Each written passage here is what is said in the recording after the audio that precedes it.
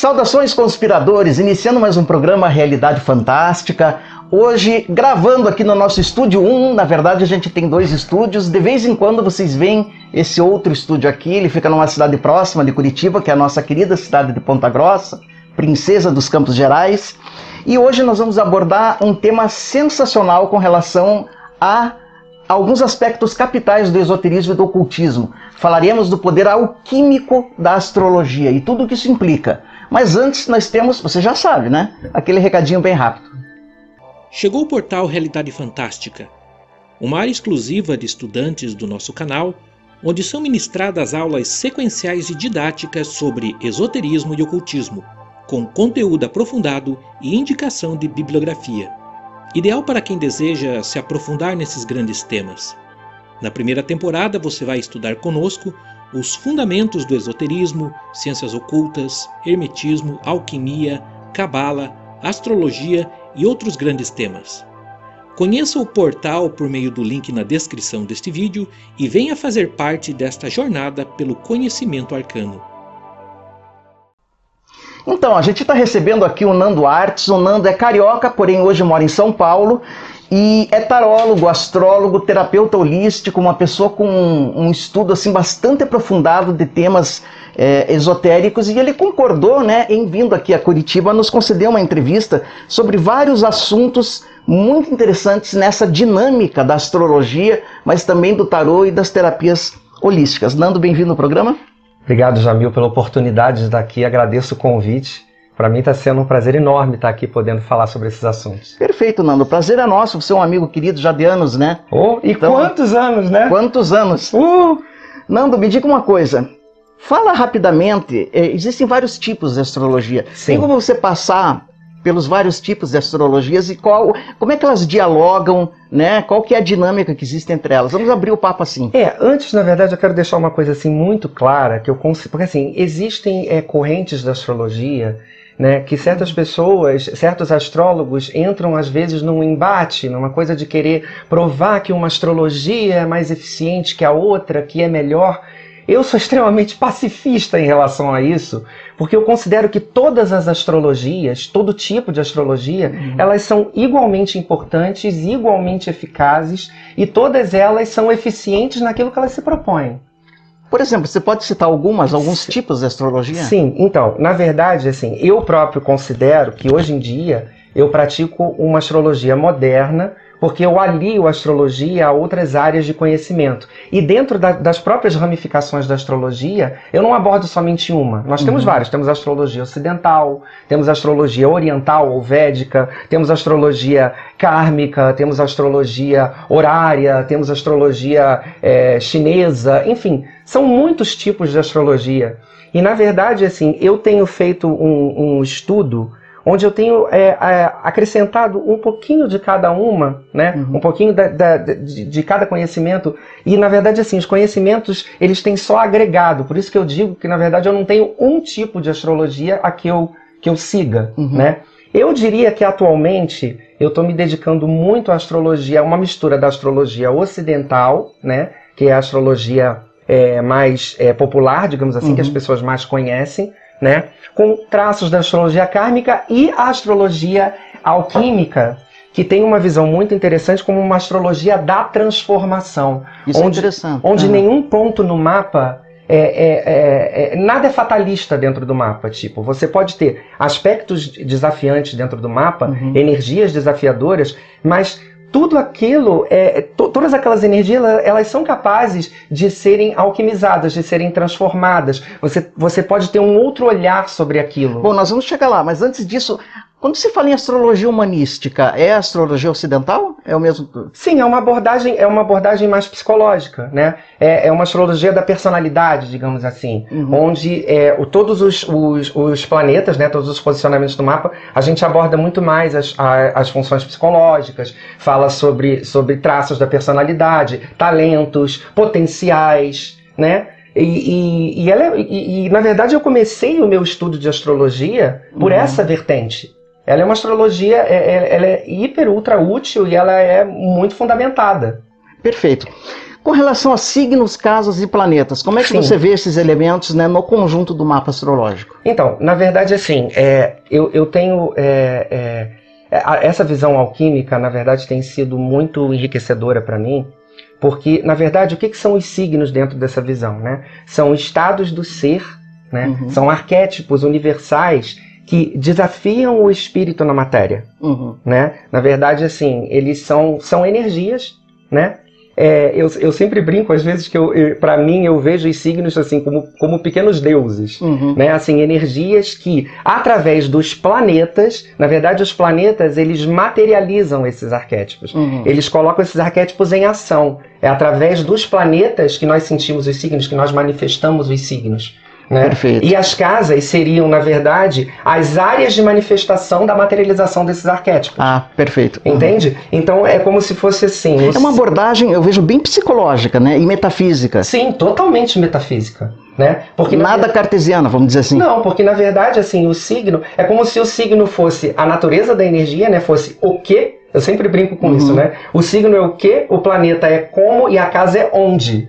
Sem dúvida. Eu faço associação até com essa parte teatral, como se fosse um grande palco, né? Onde os signos são os papéis, os planetas são os atores, né? E as casas são o cenário, são aonde eles atuam. Perfeito. Eu converso muito com o Marcos Krusnick, que é meu sócio, que é o mestre da astrologia, inclusive dá cursos de astrologia, e a gente fala, né, que o astrônomo, na verdade, ele deveria ser a última pessoa a ser chamada a opinar sobre astrologia, porque os universos não são os mesmos, né? Muitas vezes o astrônomo se encoleriza com a astrologia porque ele não consegue encontrar correspondência no universo físico. Na verdade, mas são coisas diferentes ou não? Sim, assim, na verdade, Jamil, você está tocando num ponto interessante, porque a astronomia e a astrologia na antiguidade, né, no passado, elas não eram dissociadas. Sim, muitos astrônomos eram astrólogos. Não eram dissociadas, é porque a astronomia, ela lida mais com a parte científica e a astrologia mais com a parte metafísica, entende? Então, assim, essa dissociação... Aí é um ponto interessante, porque, na verdade, essa dissociação entre ciência e espiritualidade, né, você como místico, você como, né, praticante do misticismo, espiritualista, você sabe que essa dissociação, na verdade, ela nunca deveria ter ocorrido. Foi uma fratura que ocorreu, né, no passado. E aí, na verdade, assim, a astrologia e a astronomia, elas não eram separadas. Então, eu continuo vendo atualmente as duas como integradas. Não existe uma briga entre elas. Na minha opinião, não era para existir. Mas quando o astrônomo fala, não, mas é difícil que o planeta se move lá em cima e daí vem uma energia e me afeta aqui embaixo, que é a visão que ele tem, né? Ele não vê a parte simbólica da coisa. Não, ele vê apenas a parte física mesmo, né? Ele vê o estudo do planeta, até porque o céu astronômico não é a mesma coisa que o céu astrológico. Ah, não é, né? Não, porque na verdade, assim... Isso é até interessante, porque a astrologia védica, por exemplo, que eu citei anteriormente, né, ela se baseia no zodíaco sideral, ela não se baseia no zodíaco tropical. Ah, não é o mesmo zodíaco. Não, tanto que no mapa védico... Ele tem um atraso de... são 23 graus para trás. De atraso. Então, o nosso mapa védico não é o mapa tropical, é diferente. Mas, assim, na verdade, assim, é como eu falei no início... Cada astrologia, ela tem um direcionamento, ela tem um objeto de estudo. Sim. E elas são, na minha opinião, elas são igualmente úteis. Com certeza. Nando, nós temos um elemento que é bastante citado, mas ele ainda permanece um pouco nebuloso, né, na questão do fazer astrológico, que é a questão dos nódulos lunares. Né? Então, na tua visão, né, dentro da tua experiência, dentro do que você está estudando, o que simbolizam esses nódulos e no que eles podem ajudar o consulente a encontrar-se melhor? Os nódulos lunares, eles são bastante abordados, tá? Pela grande gama de astrólogos, assim, todos os astrólogos costumam aceitar os nódulos lunares como um estudo bastante importante. Só que, assim, eu tenho observado, porque, assim, os nódulos lunares, na verdade, eles são muito ligados à astrologia kármica, né? Porque eles falam justamente do caminho de evolução da alma. É como se o nó do sul, que é justamente representa o nosso passado, digamos assim, nossa memória espiritual, o nosso passado espiritual, é de onde nós viemos espiritualmente, e o nó do norte é para onde nós iremos. Mas no caso, assim, o nó do sul e o nó do norte, eles são sempre em signos opostos, complementares, né? Onde na verdade sempre deve existir o caminho do meio. Não existe isso de você abandonar o nó do sul para você ir para o norte. É porque na verdade o nó do sul, como ele é uma área já vivenciada, muito vivenciada, né, pela alma, aquela zona acaba sendo confortável. Então não significa que seja uma estação da qual eu estou saindo para alcançar outra estação. Na verdade, o nó do norte ele simboliza as experiências novas que a sua alma deve viver.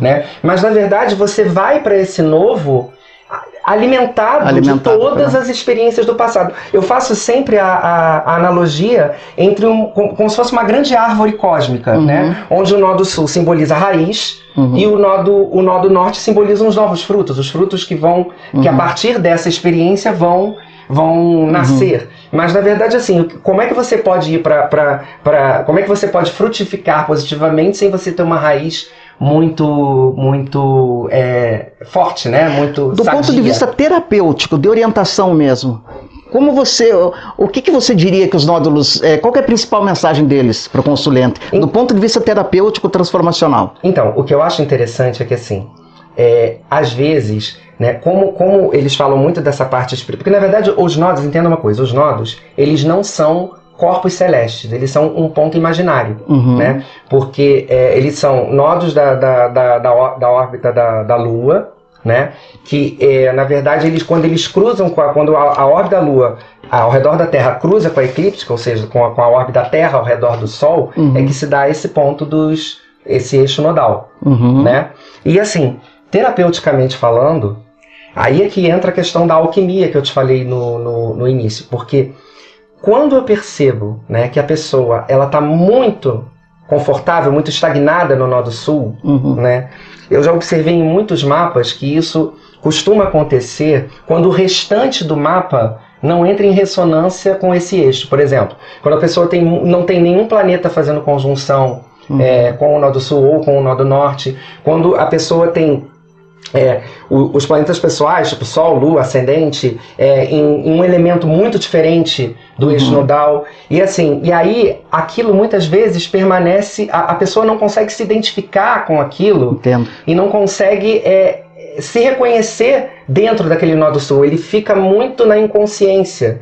E aí é muito interessante quando é feito um trabalho de investigação em cima disso, quando a pessoa começa a perceber aquela energia, como ela sendo muito aquela energia, né? É transformador, porque o que acontece? Ela começa a incorporar a energia do nó do norte, porque o nó do norte, na verdade, é aquilo que a gente deve buscar, né? É como se fosse uma seta cósmica, tá apontando lá para onde a nossa alma deve ir, né? Então, quanto mais a gente incorporar aquela energia na nossa vida, né, mais a espiritualidade vai responder. Mas é papel do astrólogo fazer esse papel de conscientizador. Com certeza. Imagina, né? Porque o consulente que vem está inconsciente, né?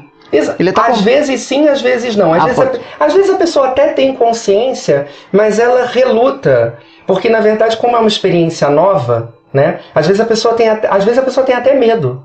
Sabe, ela nega, ela fala, não, quantas pessoas que eu já atendi já falam pra mim, não é possível que eu tenha, né, que tipo assim, que esse seja o meu caminho evolutivo, isso não tem nada a ver comigo, essa energia não tem nada a ver comigo. Porque ainda não está reconhecido pelo consciente, né? Exatamente, porque na verdade, como eu falei, essa oposição, ela não é uma oposição no sentido de briga, são signos complementares.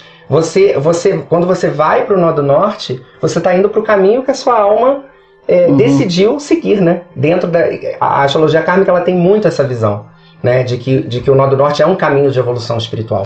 Nando, tem um tema na astrologia que é um tanto polêmico, não são todos os astrólogos que trabalham e alguns nem reconhecem a importância desse tema. Vamos dizer assim, seria um tema maldito na astrologia para alguns astrólogos, que é a Lilith. Então eu gostaria que você falasse para a gente um pouquinho da Lilith, primeiro abordando a mitologia, né? Sim. Porque ela tem um mito, né? Sim. Ela está enraizada num mito, e depois a sua aplicação astrológica. A Lilith, na verdade, é outro... A Lilith ainda é um... Porque, na verdade, assim, existem astrólogos que não aceitam a Lilith, não consideram que a interpretação da Lilith seja fundamentada, que ela pode ser um achismo, que ela não tem, né, ainda material suficiente para se basear. Só que assim, a Lilith, na verdade, eu comecei a observá-la, né, através justamente dos atendimentos.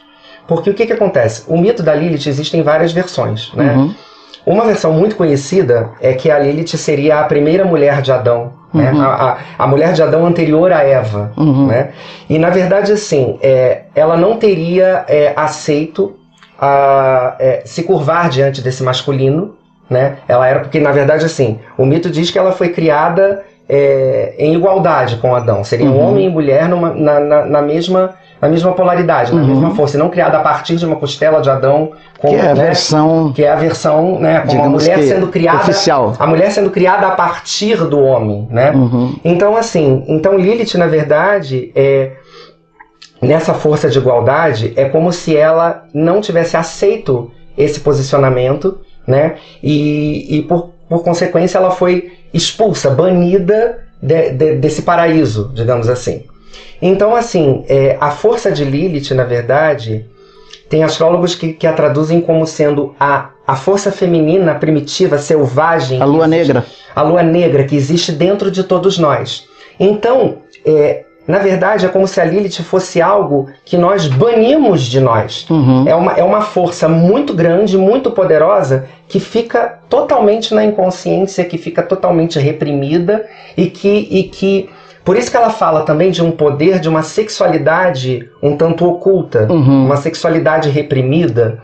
Tem uma outra versão do mito que diz que a Lilith é como se fosse um demônio noturno que vem assombrar os homens, né? E na verdade, assim, aí tá falando dela como sendo essas fantasias, né? Esse lado da psique muito reprimido, esse feminino banido, que nos atormenta em silêncio. Isso é interessante porque nós estamos numa época que nós observamos uma explosão de movimentos tentando resgatar ou curar o feminino, né? Tanto no homem como na mulher. Exatamente. Eu, inclusive, coordenei um curso de Sagrado Feminino por 3 anos lá na Faculdade Espírita. Um abraço para Lourdes, para Araci.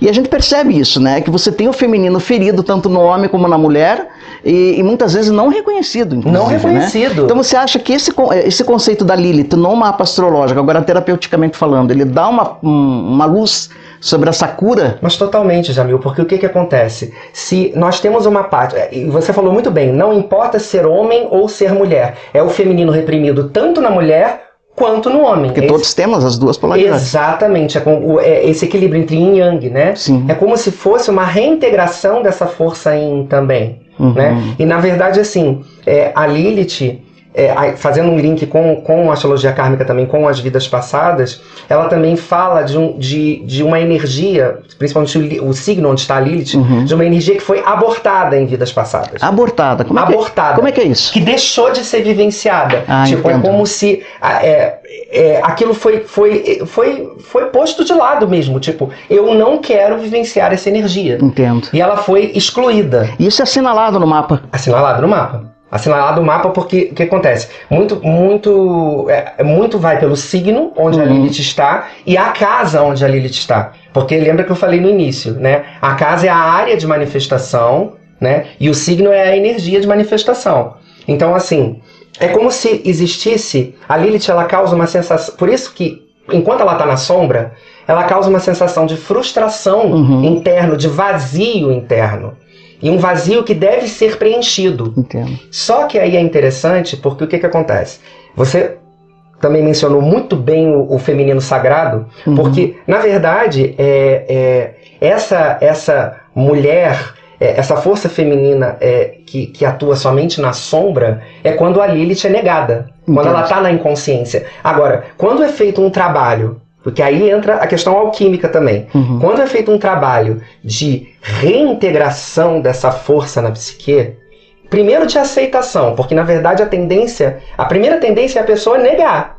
Sim. É ficar num nível tão inconsciente... Reprimir, negar, dizer não reconhecer, né? Dizer, não tenho isso. E não quero olhar para isso. Mas quando é feito esse trabalho de reintegração, muito dessa sombra vem à consciência, né? É trazido à luz. E aí, o que acontece? Eu já tive exemplos práticos disso, tanto em homens quanto em mulheres. Você pode dar um exemplo sem citar nomes, por exemplo?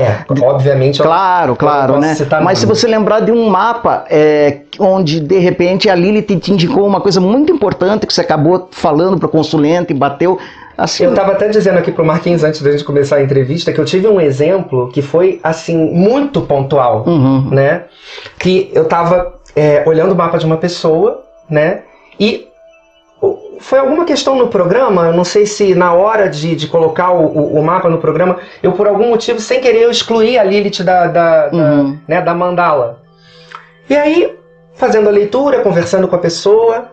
Aí a pessoa começou a falar sobre muitas questões que eu olhava o mapa, eu dizia, gente, isso não tá aqui. Assim, a pessoa começou a falar, aí eu fui olhar a Vênus, fui olhar a Lua, que falam muito sobre esse arquétipo Sim. feminino, né?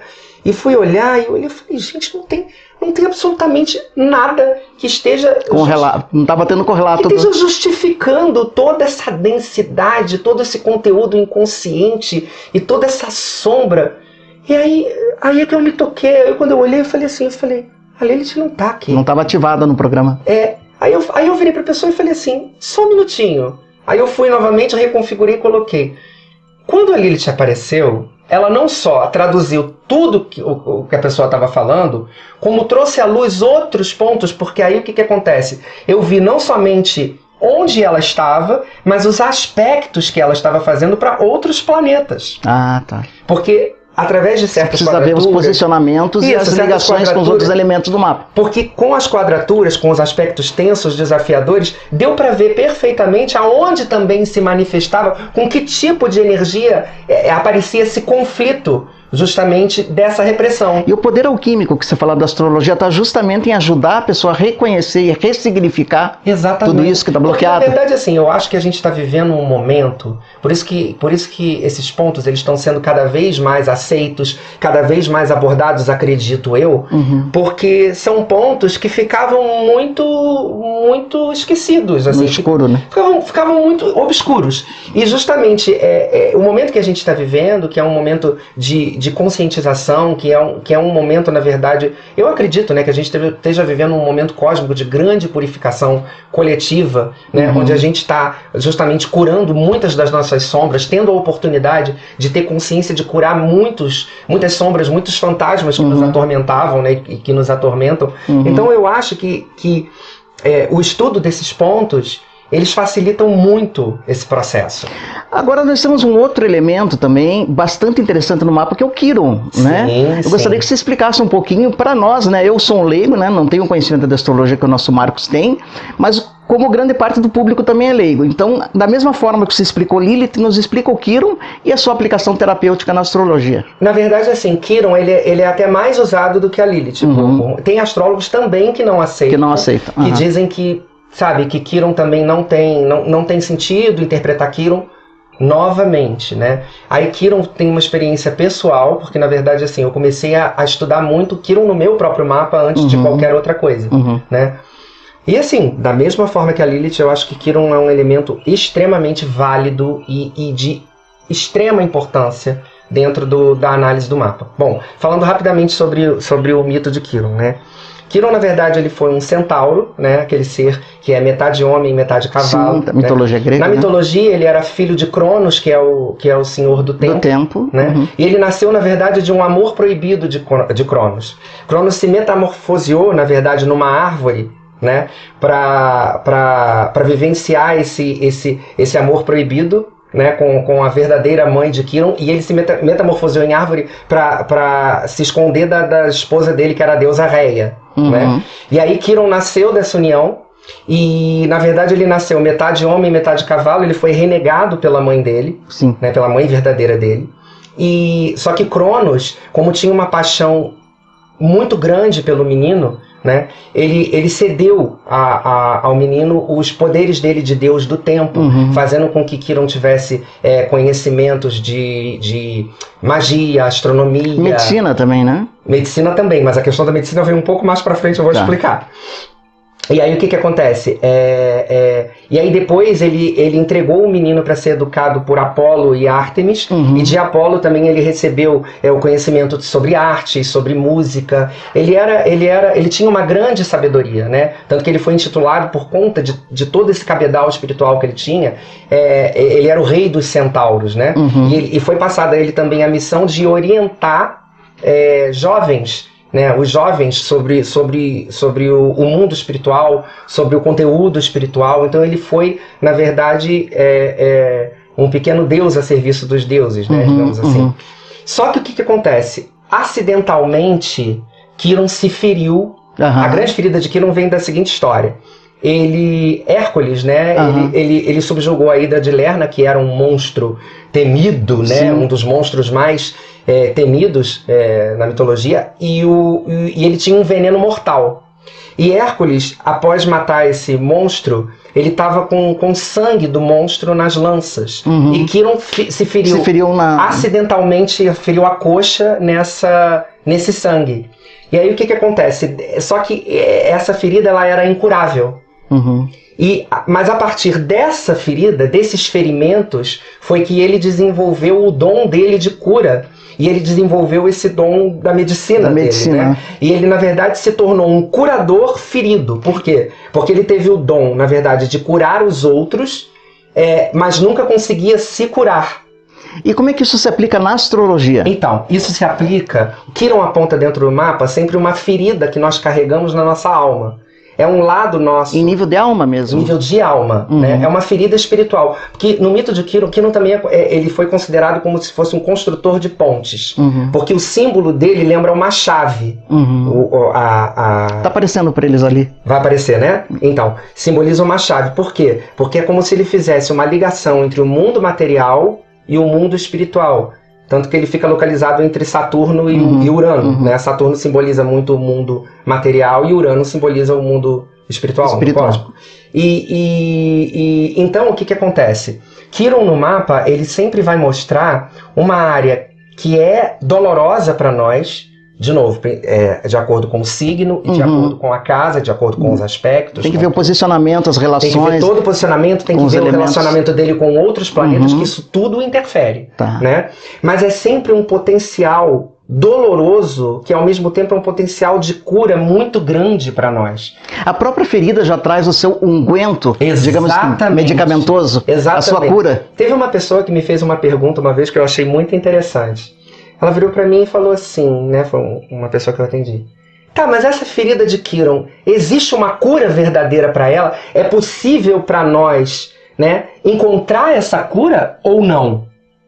Aí eu falei, foi uma reflexão interessante. Eu falei, olha, eu acho que na verdade o fato de ser uma ferida incurável, eu acho que na verdade a busca pela cura já é a cura. Já é a cura. Já traz bem a colocado, cura, né? Porque eu acho que quanto mais você busca, mais você vai se curando nesse trajeto, nesse processo. E é por isso que você se torna compassivo diante da dor dos outros, né? Porque você sabe aonde te dói, você sabe qual é o ponto que te dói. E aí quando você identifica em outra pessoa, você reconhece aquela dor como sendo sua também. Olha, Nanda, é fabuloso todos esses temas. Nós temos o nosso tempo que é exíguo, mas para fechar, eu queria que você abordasse rapidamente. Você fez esse link com a alquimia, né? Astrologia, o poder alquímico da astrologia. O nosso Marcos aqui que fala, não tem como se estudar alquimia sem conhecer a astrologia. Não, deixa eu só acrescentar um ponto só. E por que eu falei tanto da alquimia? Por que esses 3 pontos, fazendo um resumo, são tão alquímicos? Nódulos, Quirón e Lilith. Porque quando fazendo uma associação dos nodos com o caminho espiritual, a Lilith como uma suposta cura de um feminino sagrado e Quirón como sendo uma suposta cura de um masculino sagrado, né? Você tem 3 pontos de integração muito interessantes. Que quando você harmoniza justamente o masculino, o feminino e se torna consciente do caminho evolutivo da tua alma, você realiza uma alquimia dentro das suas próprias limitações. Porque você começa a olhar para a sua trajetória, começa a olhar para o seu lado sombrio, você começa a olhar para o seu lado ferido, você começa a olhar para tudo aquilo que você a princípio tem uma certa repulsa, uma certa dificuldade em olhar, você passa a ter um olhar muito mais compreensivo, muito mais compassivo e muito mais integrado, porque você para de bradar contra aquilo, você começa a acolher aquilo, e aí só nesse acolhimento a alquimia já começa a acontecer. Porque tudo aquilo que você para de repudiar, tudo aquilo que você para de querer, sabe? Que você, negar. Quando você integra, você já lança uma luz sobre aquilo que já A alquimia já começa a acontecer só daí. E você sabe que essa explicação que você está nos dando é bastante junguiana também, né? Sim. Você sabe da contribuição de Jung, né? Com certeza. Tanto para alquimia, para o tarô, para o I Ching, né? Não, a gente vai falar de tarô agora. Não sei se dará tempo, porque nós estamos fechando o programa, mas é porque o Nando é um excelente tarólogo também e faz uma integração no atendimento dele com o tarô. Mas, Nando, é uma pena, a gente está fechando esse papo, mas eu estou colocando aí os teus dados para aqueles que quiserem entrar em contato com você, conhecer um pouquinho melhor do teu trabalho. Obrigado, né? Jamil. Acho que foram temas preciosos aí para reflexão de todos que estão conhecendo. A gente faz questão de trazer esses temas recorrentemente: tarô, astrologia, alquimia, I Ching a gente ainda não abordou, mas vamos abordar, porque são instrumentações de autoconhecimento importantes. E eu quero deixar claro também que eu tive que fazer uma abordagem, são 3 temas muito vastos, eu tive que fazer uma abordagem muito resumida. Imagina. Apenas para pontuar. Então, assim, porque a gente ficaria horas falando sobre isso. Não tem dúvida. Nando, gratidão por você ter vindo. Pois, amigo, tá? Teus dados saíram aí. Obrigado. E vamos contar com você em outras ocasiões. Com certeza. Muito obrigado. Obrigado, Nando. E a vocês todos que nos acompanharam até aqui, o nosso abraço, a nossa saudação a vocês todos em vários países que estão acompanhando Realidade Fantástica, chegando a 100 mil inscritos. Olha, uma coisa muito importante, se inscreva no canal se você já não for, aciona o sino de notificação para você ficar sempre sabendo das novidades e deixa o teu joinha, pois isso é muito importante para nós como produtores de conteúdo aqui no YouTube. E lembrando sempre que o mistério está entre nós. Até o nosso próximo encontro.